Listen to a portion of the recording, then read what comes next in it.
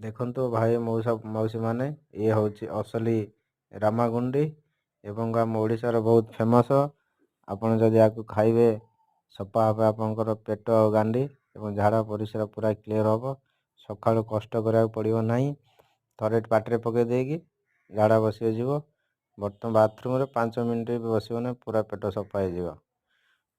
ଯେତେ ଶୀଘ୍ର ପାରୁଛ ଅର୍ଡ଼ର କରନ୍ତୁ, ଯେତେ ଜଲ୍ଦି ପାରୁଛନ୍ତି ଅର୍ଡ଼ର କରନ୍ତୁ ଏବଂ ଫଟାଫଟ ଖାଇକି ତୁମ ଗାଣ୍ଡି ସଫା କରନ୍ତୁ, ନହେଲେ ଗାଣ୍ଡିରେ ସବୁ ବାସନା ରହିଯିବ। ଆମର ଯେମିତି ଓଡ଼ିଶାରେ ଫେମସ୍ ଗଲଗଲ ହେଲା, ସଲସଲା, ଦେହ ମୋର କୁଣ୍ଡେଇ ହେଲାଣି, ସେଇଭଳି ଗୁଣ୍ଡି ମଧ୍ୟ ଫେମସ୍। ଓଡ଼ିଶାରେ ଆମର ସବୁ ଜିଲ୍ଲା ଖାଉଛନ୍ତି ଆଉ ମଉସା ମାଉସୀ ଜାଣିଛନ୍ତି ସେ ଖାଇବାରେ କେତେ ଅଛି ଆମର ଚାହିଦା। ସଲସଲ ଗଲଗଲ ହେଲା ଆଉ ଗୁଣ୍ଡି ଖାଇବ, ହେବ ତୁମ ସଫା ତୁମ ଗାଣ୍ଡି।